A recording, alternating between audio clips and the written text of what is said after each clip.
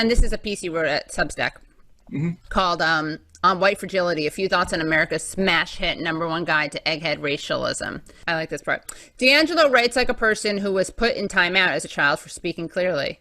Now, there's massive irony already in the fact that the book that surges to the top of the bestseller list because white people want to deal with racism is a book by another white person. Right. So we're here to discuss the best-selling book in America, Robin DiAngelo's White Fragility. It is a truly awful book on every level. I'm going to go through it in detail with you. There are a bunch of folks who are liberal, by the way, who have reviewed this book and found it to be completely insane because you don't actually have to be conservative to spot absolute bullcrap when you see it. And this book is just that. There are plenty of writers who get tens of thousands of dollars for a 45-minute talk, and yet there really is a preposterous irony at play when a white woman makes $6,000 per hour by insisting to other whites that they are all privileged, racist, and privileged. So let's talk about this truly awful cult book. It is a cult book.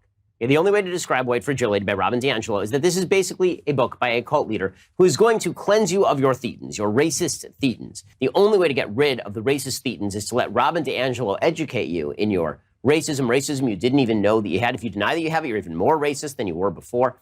It's a very, very strange book, and what's really odd about it is that it's being recommended basically across the board by people who think it's a sort of uncontroversial work that is instructing white people to confront their own racist history, the structural inequities of the country, which would all be very positive things, but it comes gift wrapped in this package that is really bizarre and quite radical. Prescription. She's talking about white tears, okay, and white women's tears. She suggests that white women's tears are dangerous. I'm not kidding. This is what she says in her book. Quote, "As the meeting started, I told my fellow white participants that if they felt moved to tears, they should please leave the room. I would go with them for support, but I asked that they not cry in the mixed group. After the discussion, I spent the next hour explaining to a very outraged white woman why she was asked not to cry in the presence of the people of color. There is a long historical backdrop of black men being tortured and murdered because of a white woman's distress, and we white women bring these histories with us. Our tears trigger the terrorism of this history, particularly for African Americans." Has she met a black person? How many black people, when they see a white woman crying, go, "Oh my God, I'm about to be lynched"? How many? Seriously, like any? Like what? Does she know black people? Robin DiAngelo, this is crazy talk. By the way, she says that if men of color try to help white women, they may be driven by their conditioning. So if you're a black person who tries to help a white woman, it's because you have integrated into your own life the white supremacy. Quote, "Men of color may also come to the aid of white women in these exchanges and may also be driven by their conditioning under sexism and patriarchy." Right? They've internalized the patriarchy and maybe they're acting from sexism. Wow. The problem that, as I see it, is that she's training people to view themselves as being defined by their race and to be hyper conscious of it in all their interactions with other people. And she denigrates Martin Luther King's "I Have a Dream" speech in the book. Robin DiAngelo says that she thinks that white progressives and white liberals are the worst form of upholding white supremacy, the worst form, because they don't believe that they're as racist as they actually are. She says, in fact, that she defines a white progressive as somebody who thinks they're less racist or not racist, and that's the worst kind of white supremacist. So there's no escaping racism in her eyes. None. It's not a choice between anti-racism and racism. It's a choice between anti-racism. It's a choice between racists who will admit it and racists who are too fragile to admit it.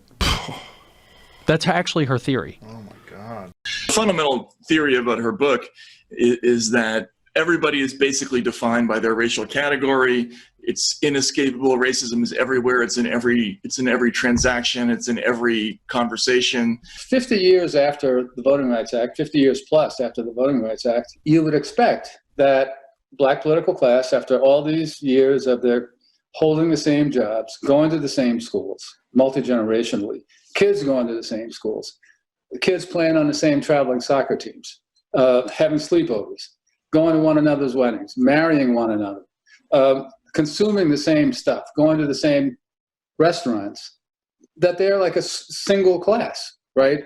And yeah, there's like pigmentation differences in it, sort of depending on where you are. But what people want to see as a racial perspective on the world is much more likely to be a class perspective, right? All she is there to do, Robin DiAngelo, is make race relations worse, I think. You basically need lots and lots of people like Robin DiAngelo to constantly hunt out evidence of this kind of behavior. Also, and isn't that convenient for that $6,000 an hour or whatever it is? Isn't that convenient? Isn't that terrible? The way she talks about black people is insane. I mean, totally crazy. She gives crazy examples of her philosophy in action. And this is the most fun part. Quote, consider a conversation I had with a white friend. She was telling me about a white couple she knew who had just moved to New Orleans and bought a house for a mere $25,000. Of course, she immediately added, they also had to buy a gun, and Joan is afraid to leave the house. I immediately knew they had bought a home in a black neighborhood. Who is the racist here, exactly, Robin DiAngelo? Why is it that you immediately go to, it must be a black neighborhood? And why is it that even if it is a majority black neighborhood, that is the deciding feature? Why is your immediate assumption that the person doesn't want to live there because it's filled with black people, as opposed to what they are saying, I don't want to live there because it's filled with crime? I mean, that's like overtly racist stuff there from Robin DiAngelo, and she's proclaiming that this is because of her own wokeness. And then because of this interest convergence thesis of Derek Bell, which is at the core of critical race theory to this day, anything a white person does, according to the theory, I don't agree with this, anything a white person does to help a black person also raises their own moral standing and is therefore in their own interest and was therefore a racist act. Whoa. There's no getting out of that one. So it's like... This is how she thinks of black people. Bottom line is, no matter what you do, you're a racist unless Robin DiAngelo gives you the clean bill of health. It can't be denied. If you deny it, that's actually more proof of your white fragility. So it's sort of like the ordeal by water. You know, if you throw the witch in the water, if it sinks, it's a witch. If it floats, it's a witch. So if you deny it, you're really racist, and if you own that if you cop to being racist, you're. She says in the book that there can be no positive self-image for whiteness. The best that you can aspire to is to try to aspire to be less white. She says, imagine you have a store and a shopkeeper's there, and a black customer and a white customer are both in the store at the same time, and the shopkeeper is goes up to help one person first.